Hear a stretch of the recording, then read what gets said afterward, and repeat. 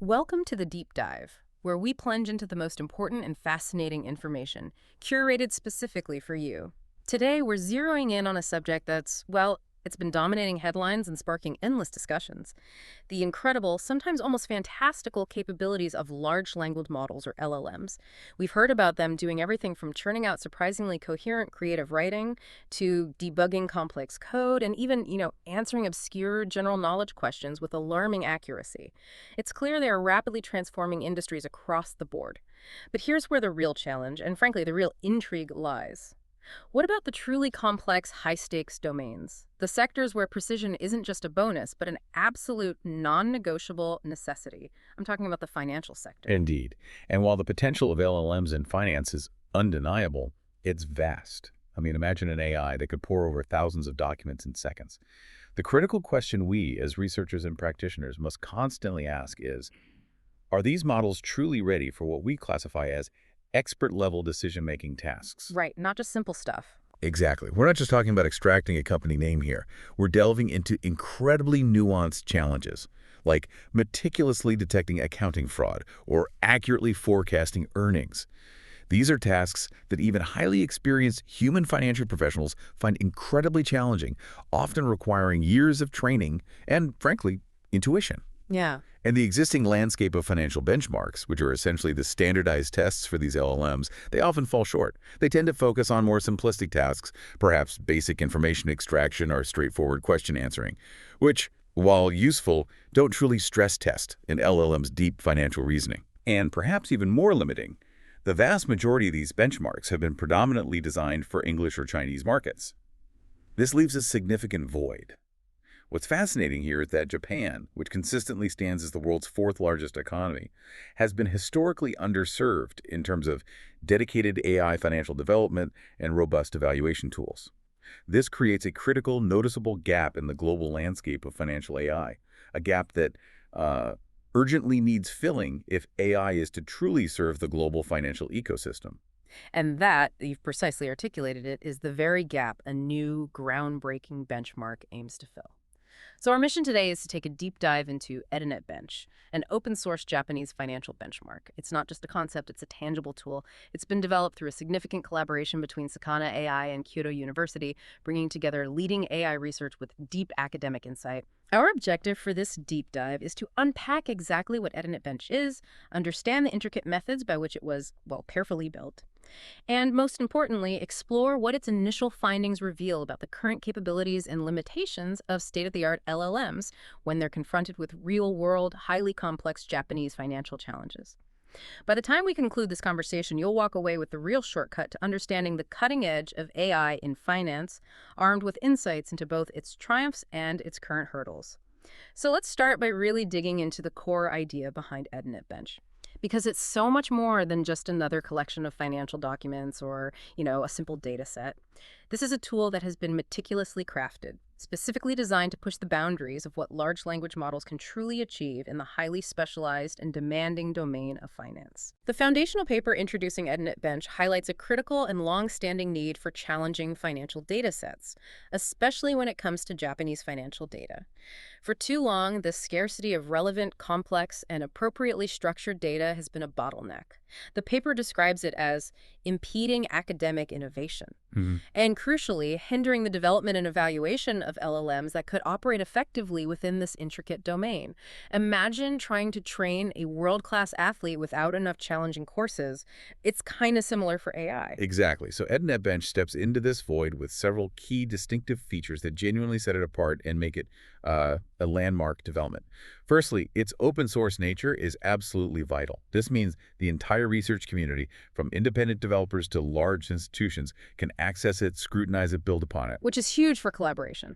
Absolutely. Fostering unprecedented collaboration and accelerating progress in this critical area. Secondly, unlike many simpler benchmarks, it deliberately focuses on challenging financial tasks. This isn't about simple data retrieval, but about requiring true financial reasoning and nuanced understanding. Got it. Thirdly, and this is crucial given the underserved market we just discussed, it exclusively uses Japanese language content, directly addressing a major gap in global financial AI. And finally, its automated construction is, quite frankly, a game changer. This isn't a static, hand-curated data set that quickly becomes obsolete. That's a common problem. It really is. Instead, it means the benchmark can easily incorporate future annual reports as they are released, directly addressing that typical problem with expert-designed data sets, which often become outdated almost as soon as they're published. This dynamic updating capability ensures its long-term relevance.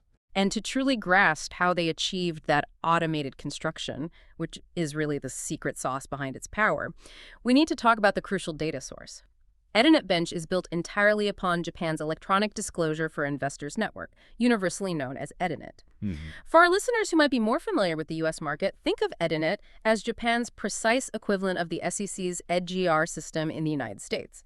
It's an electronic system meticulously managed by Japan's Financial Services Agency that plays an absolutely vital role in digitizing and publicly disclosing securities reports from listed companies. This is fundamental for improving market transparency, efficiency, and making crucial financial information readily accessible to everyone, from individual investors to institutional analysts. And the data richness that EDINET provides is truly significant for this project. The researchers specifically collected annual reports spanning the past 10 years. But here's the key technical detail, and it's a game changer for automated analysis. They weren't just collecting these reports as raw PDFs, which, as you can imagine, are notoriously difficult for AI to parse automatically and reliably. Yeah, PDFs can be a nightmare. They really can. Crucially, EDINET also provides these reports as structured TSV files, or tab-separated values. These TSV files are incredibly valuable because they contain structured data where each row represents a record of individual attributes directly from the annual report. Imagine a spreadsheet where every financial line item, every numerical value, every key piece of information is neatly organized into rows and columns with clear labels. So much easier for a machine to read. Exactly. This granular structured format is absolutely essential for enabling the kind of automated analysis and high-quality dataset construction that EDINET-Bench relies upon. The sheer scale of this endeavor is also genuinely impressive. The project ultimately amassed over 41,000 annual reports from approximately 4,000 listed companies over that past decade, forming what they refer to as the EDINET corpus. This vast, meticulously organized corpus then serves as the foundational data source for all the benchmark tasks, allowing them to test LLMs against a truly representative sample of Japanese financial reality. Okay, so with that robust foundation of EDINET-Bench now clear, let's pivot to the truly crucial part. Yeah. How this benchmark actually puts LLMs through their paces, forcing them to grapple with the complexities of Japanese finance. This benchmark isn't just throwing simple questions at these models. It truly evaluates LLMs across 3 distinct and genuinely challenging financial tasks, each designed to test a different facet of their financial understanding. As we mentioned earlier, these aren't just simple lookup questions where an LLM can pull a fact from a memorized document. These tasks demand deep financial understanding, the ability to make inferences, and complex reasoning. To truly understand this, we're going to break down each task in detail. Accounting fraud detection, earnings forecasting, and industry prediction. For each, we'll cover exactly what the task involves, why it matters so much in the, well, cutthroat world of finance, how the specific data set for that task was meticulously prepared, and most importantly, how state-of-the-art LLMs actually performed when confronted with these real-world challenges. Let's start with our first task, a truly high-stakes one. Accounting fraud detection. What this task involves is identifying deliberate misstatements, manipulations, or discrepancies in financial reports. Think about a company intentionally inflating its sales figures, hiding debt, or maybe prematurely recognizing revenue just to make its balance sheet look healthier than it actually is. Look in the books, basically. Yeah, exactly. It's about uncovering the intentional fudging of numbers that can mislead investors and regulators. Why is this so crucial in the real world? Well, these financial reports are the lifeblood of informed decision-making for countless stakeholders.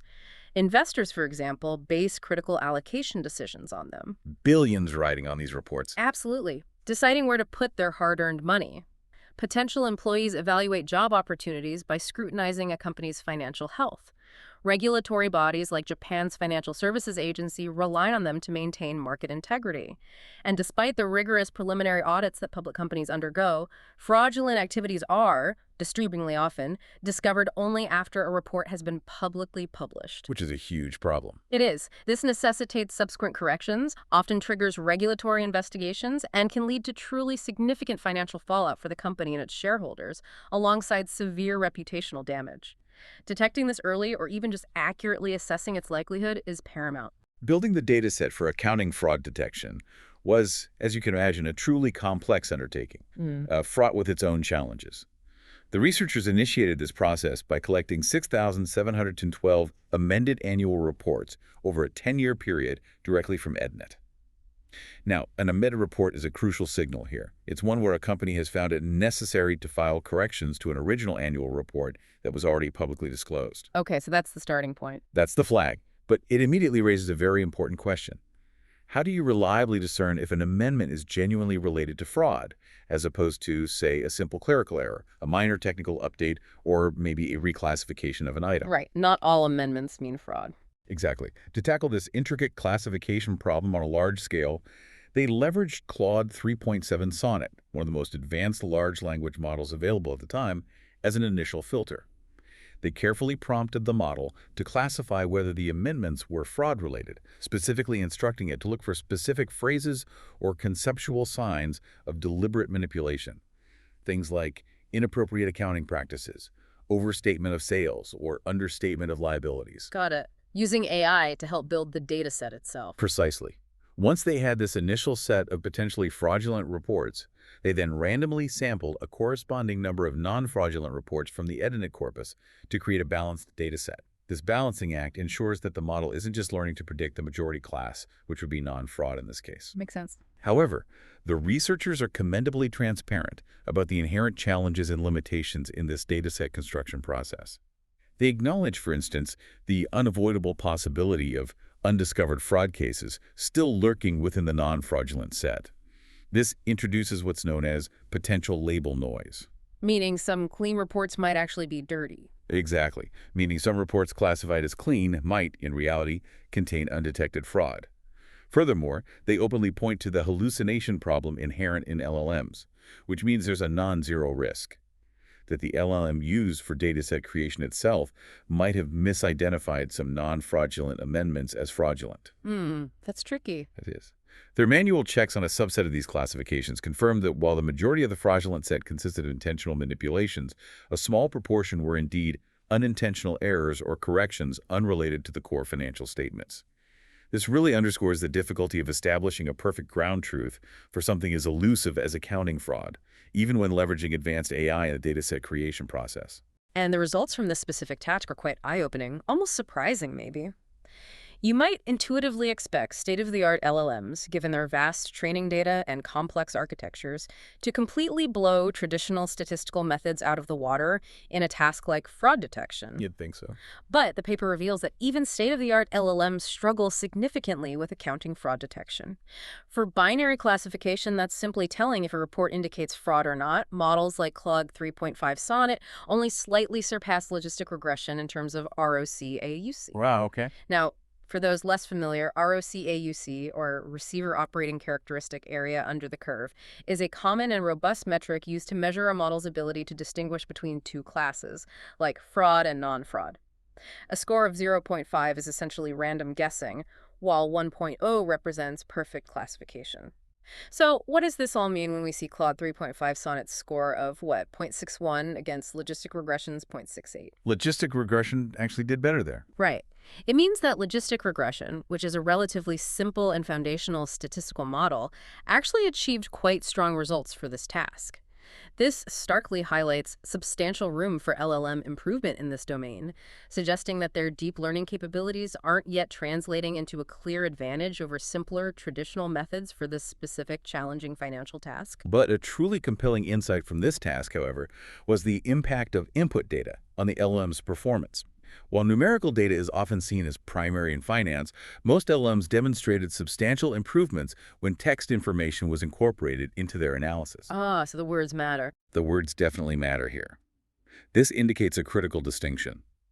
These models can and do effectively utilize the unstructured textual data found within annual reports for fraud detection.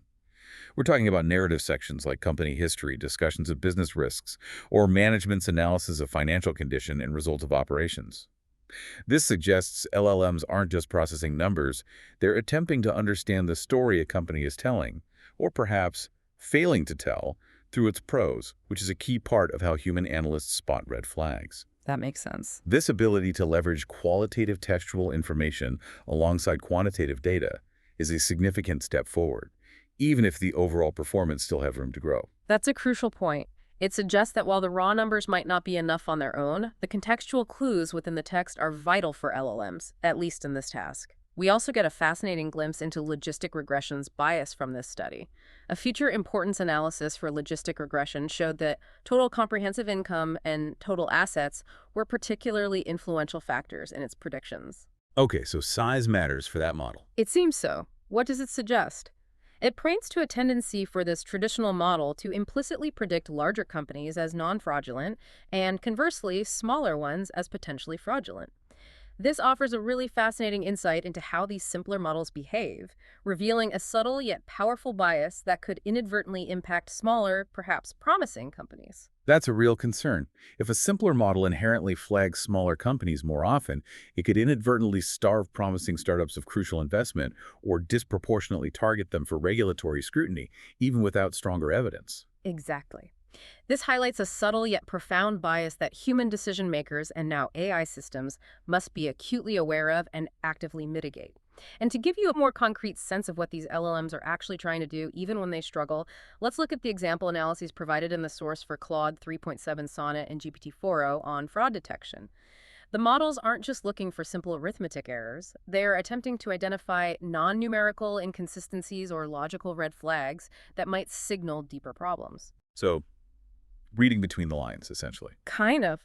For example, an LLM might flag an unusual pattern where a company consistently reports high profits, but those profits are almost entirely driven by one-time gains from selling off assets, rather than from its core operational activities. Or perhaps it notices a rapid, inexplicable increase in receivables without a corresponding increase in sales, which could hint at revenue being recognized prematurely without actual cash coming in. Ah, okay. Those are Well, classic red flags. Right. It's not just about the numbers themselves, but the story the numbers tell, or, crucially, fail to tell, and the coherence of that narrative with the textual explanations. This nuanced interpretation is where LLMs are striving to add unique value beyond what traditional statistical models can do. So if fraud detection proved a significant hurdle, what about a task that's equally challenging for human financial analysts predicting future earnings? Let's move on to that second pillar of the benchmark. Earnings forecasting. What this task involves is predicting whether a company's earnings specifically, the crucial metric of profit attributable to owners of the parent company, will increase or decrease in the following fiscal year. Just the direction, not the exact amount. Exactly. It's not about nailing the exact figure down to the last yen, but rather accurately predicting the direction of the change, which can still have a massive impact on market sentiment and stock prices. Why is this considered so important, and simultaneously, why is it so incredibly challenging for professionals, let alone AI?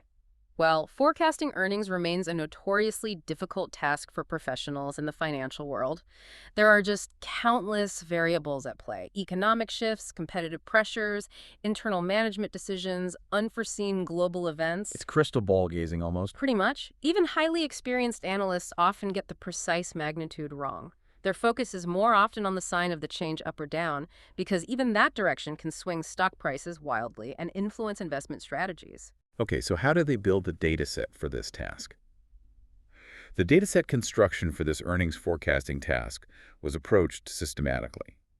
The researchers randomly selected 1,000 companies from the EDINET corpus. For each of these companies, they then paired consecutive annual reports. From these pairs, they meticulously extracted the profit attributable to owners of the parent company, valued directly from their structured TSV files. Straightforward enough. The labeling was straightforward. If the current year's profit was higher than the previous year's profit, it was labeled an increase. Otherwise, it was labeled a decrease. However, this task comes with an inherent challenge that the paper clearly acknowledges. If we connect this to the bigger picture, the paper highlights a significant point. Predicting next year earnings based solely on the current securities report presents an intrinsic difficulty, even for seasoned human auditors and financial analysts. Why is that? Not enough info in the report. Exactly. Because real-world auditors and financial analysts typically require a wealth of information that goes far beyond what's available in a single publicly disclosed annual report. They rely on confidential internal information, detailed sales forecasts, pipeline analyses, and other granular data that is not publicly accessible. This means the task, as presented to the LLMs within EDINET-Bench, is inherently constrained, reflecting the limited information available in a zero-shot setting.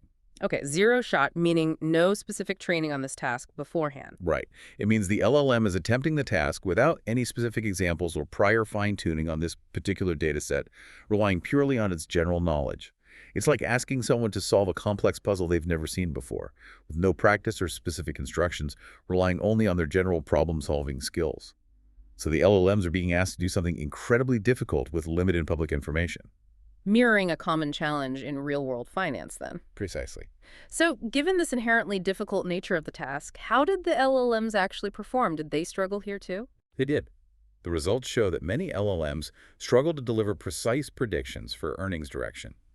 Even Claude 3.7 Sonnet, one of the top models, achieves only a ROCAUC of 0.61. Okay, so similar to the fraud task. Better than random, but not great. Not great. While better than random, 0.5, it's far from a confident prediction and aligns with other research that also indicates generally low forecasting performance for LLMs in this area. This underscores that despite their linguistic prowess, these models still find it tough to predict future financial trends based purely on past public data. Now, here's a crucial difference from the fraud detection task we just discussed, and it's a really fascinating contrast. Incorporating text information did not enhance performance in earnings forecasting. Oh, that is different. Text helped a lot with fraud. Exactly. This suggests a weaker reliance on textual factors for this particular task. While text was vital for LLMs to gain an edge in fraud detection, helping them spot those narrative inconsistencies for earnings forecasting, the unstructured text sections didn't seem to offer the same predictive power.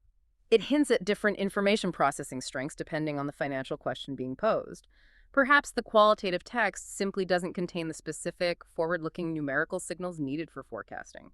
That makes intuitive sense, perhaps. Hmm. The narrative might explain the past, but the future is more about the numbers. Maybe. And to put the LLM performance into even sharper perspective, a simple, naive prediction model, which essentially assumes that this year's change in earnings will simply follow last year's trend, also struggled significantly, achieving a ROCAUC of just 0.44. Wow, worse than random guessing. Effectively, yes.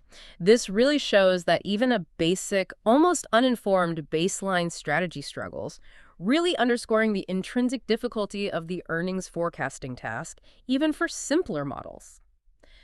Okay, now let's turn to our third and final task, industry prediction. This might seem a bit different from fraud or forecasting, but it's equally insightful into an LLM's understanding of finance. What this task involves is a multi-class classification problem where the LLM has to predict the industry category based on security reports. So figuring out what business they're in from the financials. Pretty much. You might be thinking, but don't listed firms already have official industry labels? And yes, they do, often provided by bodies like the Securities Identification Code Committee or SICC in Japan. However, this task is still highly relevant for several reasons. For instance, sophisticated portfolio managers might want to apply their own industry definitions to a company for strategic reasons, looking at a company's actual business activities rather than just its official classification, which can sometimes be outdated or too broad. Oh, okay. Or maybe anticipating changes. Right. Or they might need to anticipate potential reclassifications as a company's business evolves, merges with others, or pivots its core operations. Ultimately, this task is a clever way to measure an LLM's financial domain knowledge by seeing if it can correctly infer a company's core business from its underlying financial statements. It's asking, can the AI read the numbers and narrative and deduce what kind of business this company is actually in?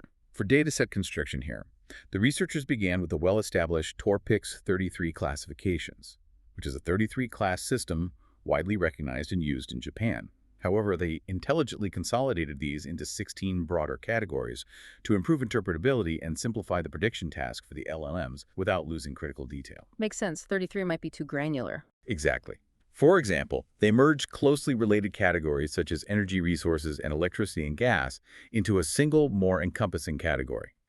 They then randomly sampled approximately 35 companies from each of these 16 consolidated categories, using the most recent annual reports from 2023 onwards to ensure the data was as current as possible. Given the somewhat smaller sample size for this specific task, they did not create a traditional train-to-split, instead evaluating models on the full data set, which is a common approach for smaller benchmark sets. Okay. What's particularly fascinating here is that this task is generally considered relatively simpler compared to the previous two, fraud detection and earnings forecasting. This is because financial statements themselves, such as balance sheets, cash flow statements, and profit loss statements, often contain distinctive characteristics that are quite obvious and unique across different industries. Right, like a bank looks very different from a manufacturer on paper. Precisely. Think about it this way.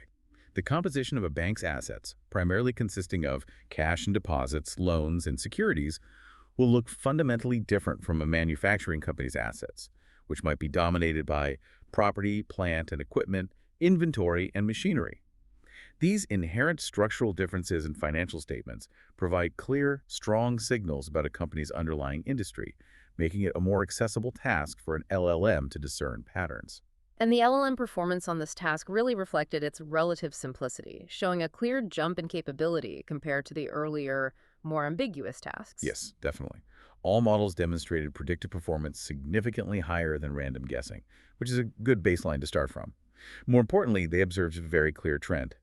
Increasing the input information from summary to summary plus BS plus CF plus PL resulted in improved performance across all models. So more detailed financial data helped a lot here. Absolutely. This emphatically shows that the more detailed financial statements, specifically the balance sheet, BS, cash flow, CF, and profit and loss, PL statements, provide increasingly valuable signals for accurately identifying a company's industry. It's like giving the LLM more pieces of a very specific puzzle. And who was the top performer? Top performer in this category was Claude 3.5 Sonnet, which achieved state-of-the-art performance with an accuracy of 0.41 when provided with the summary, along with the full BS, CF, and PL data. Still not super high, but clearly better than the other tasks. Much better, relatively speaking. Now, there's an important note regarding text input for this particular task.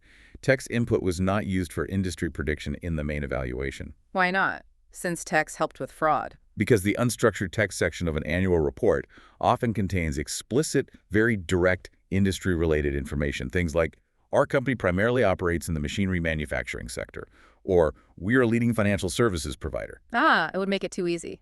Like cheating. Exactly. Including this kind of explicit text would have made the task too easy, effectively allowing the LLM to just read out the answer rather than inferring it from financial patterns. It wouldn't have been a true test of the LLM's financial reasoning based on structured data. However, the researchers did run an experimental run where text was incorporated, and in that scenario, many models achieved accuracy exceeding 0.75, which really drives home that point about the text providing explicit clues. Got it. So the structured data task was the real test there. It's truly important to appreciate the robust and innovative data backbone that supports EDINET-Bench, and it all revolves around a custom-built tool they developed, aptly named EDINET-2 dataset. Right, the tool that pulls the data. Exactly. This tool is truly critical to the entire project's success. It automates the complex process of downloading securities reports from EDINET via its API, and then meticulously parses them, extracting detailed financial information with impressive granularity. This isn't just about grabbing a few top-line numbers. It's about a deep, systematic categorization. The tool classifies information into distinct, granular sections. Meta, for essential metadata, like company names and report dates. Summary for key high-level financial indicators. BS for the balance sheet. The whole works. Pretty much.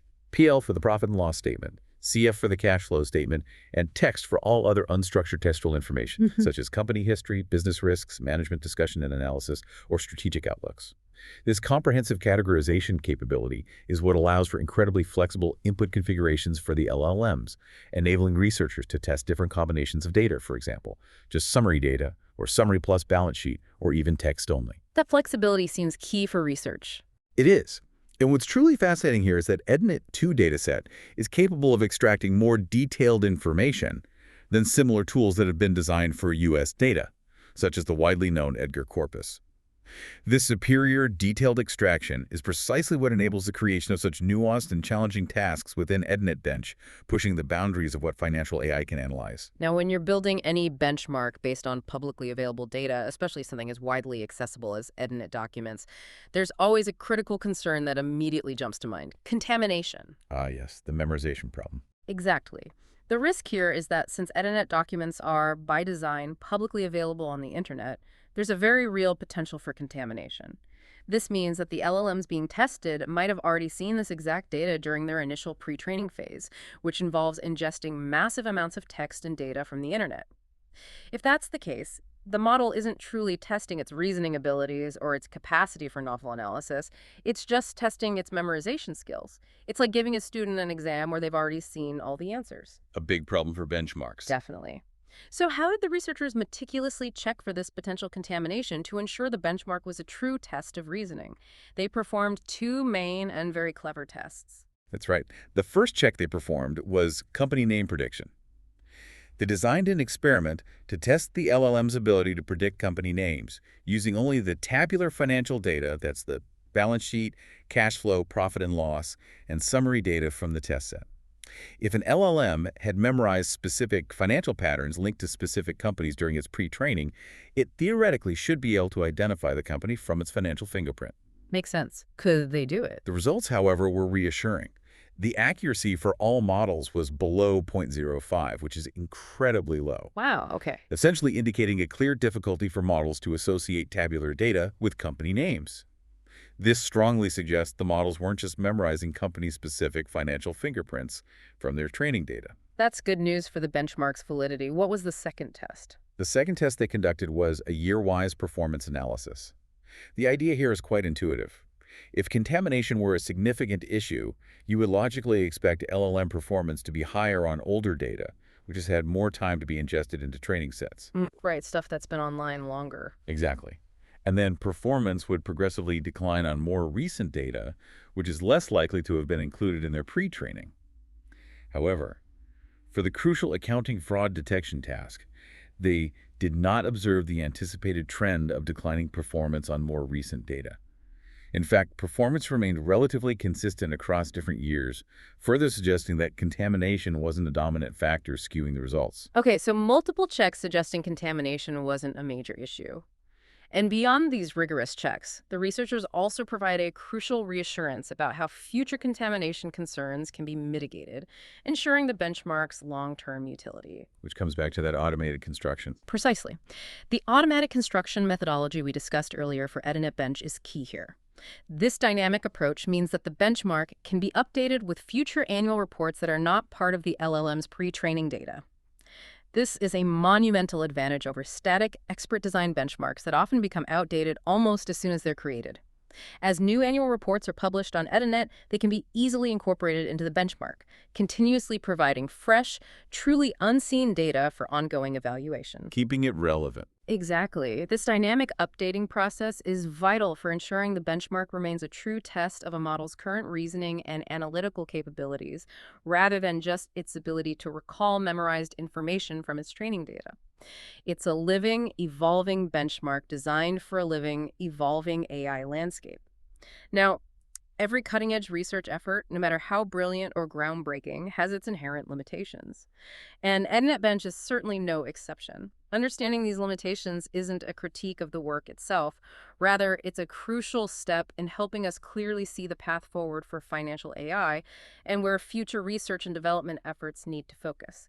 So, what does this all mean for the practical application and ongoing development of these incredibly powerful models? What are the inherent hurdles they still face? Well, the paper meticulously details several inherent challenges. First, there's the pervasive issue of intrinsic difficulty for some of these tasks.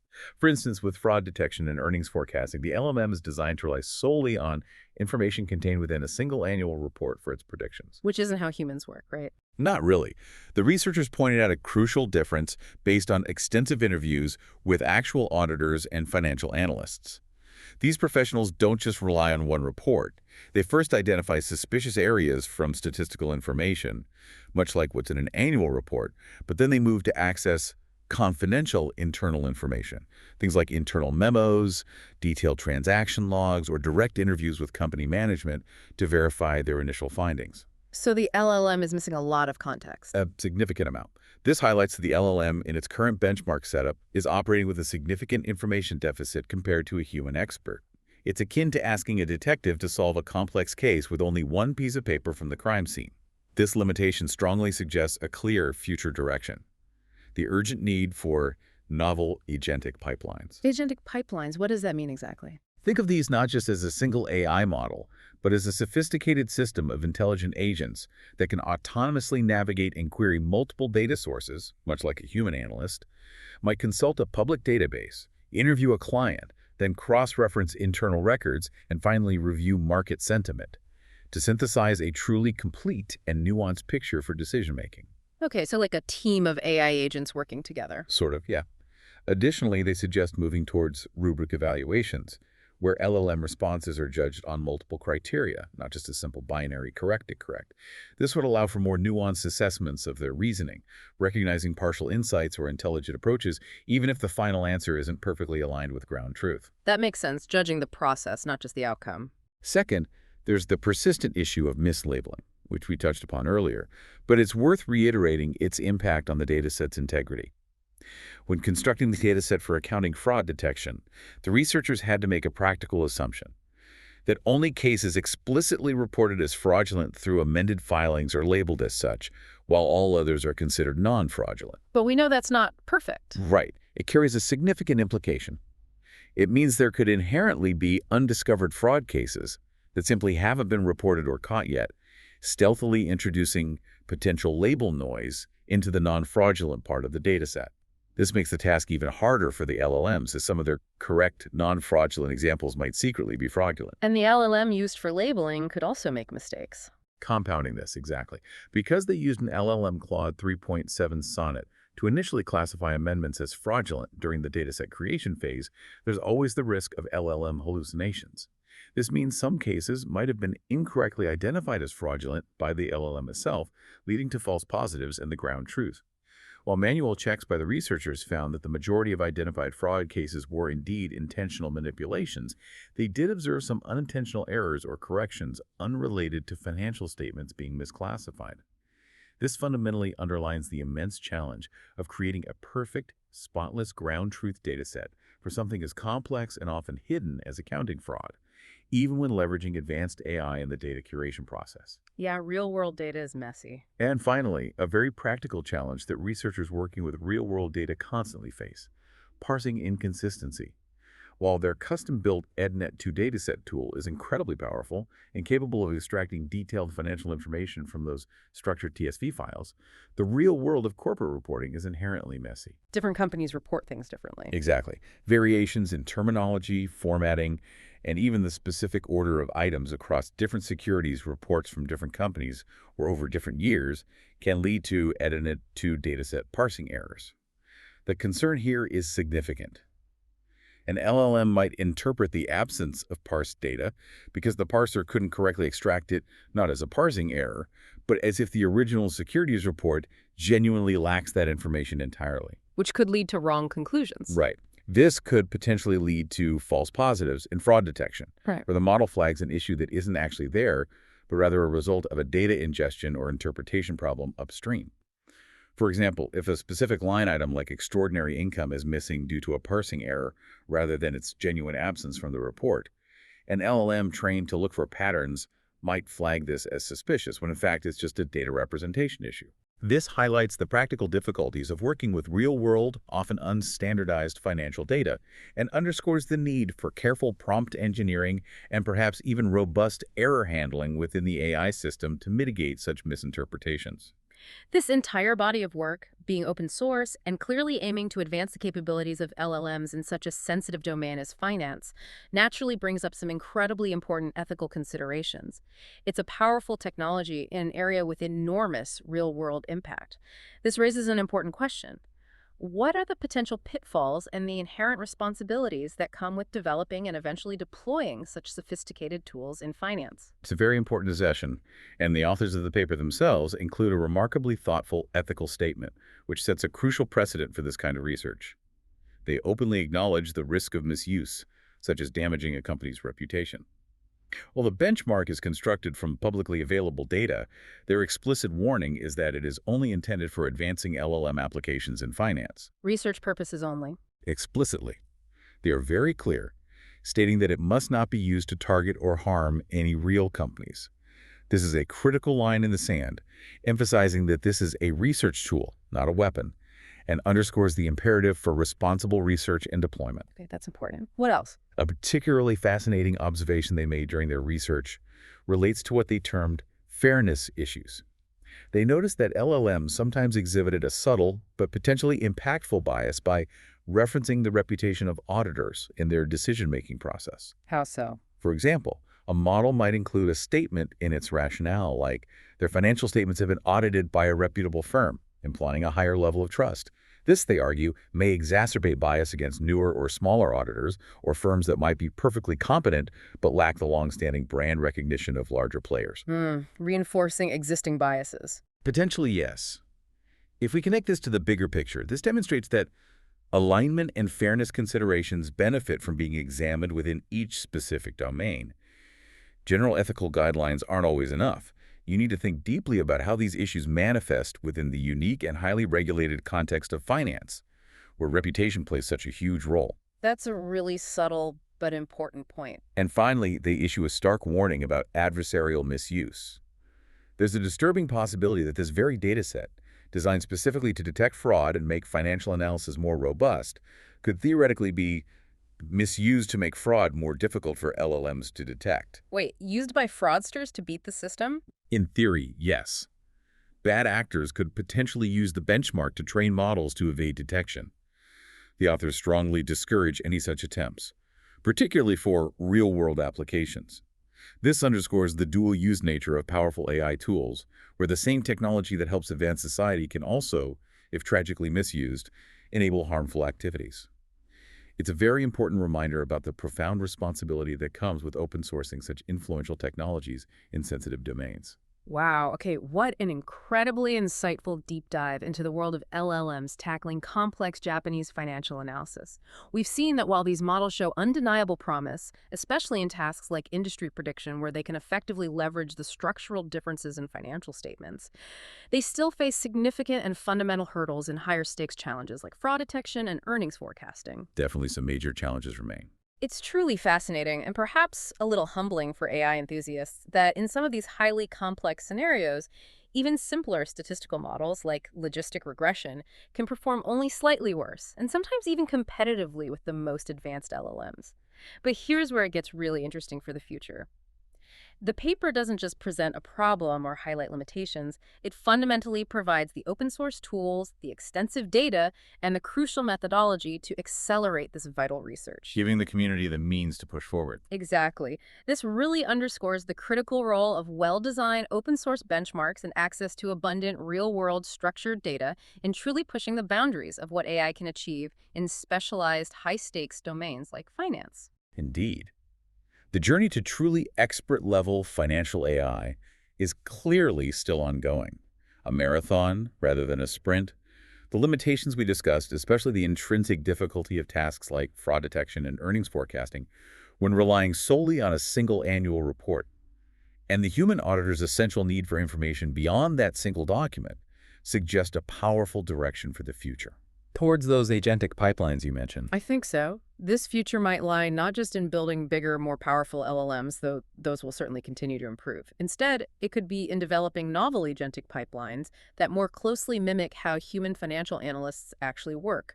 Not as isolated minds, but as skilled investigators gathering and synthesizing information from multiple diverse sources, both public and confidential, qualitative and quantitative. Makes a lot of sense. So, what does this all mean for you, the listener? As AI continues its rapid integration into high-stakes domains like finance, understanding its current capabilities, its inherent limitations, and the crucial ethical considerations that come with it becomes absolutely paramount for anyone looking to navigate the future of informed decision-making. It leaves us with a compelling question to ponder. What other traditionally human expert domains beyond finance do you think LLMs will crack next, and what kind of innovative, multifaceted benchmarks will we need to truly measure their progress and ensure their responsible development in those critical areas?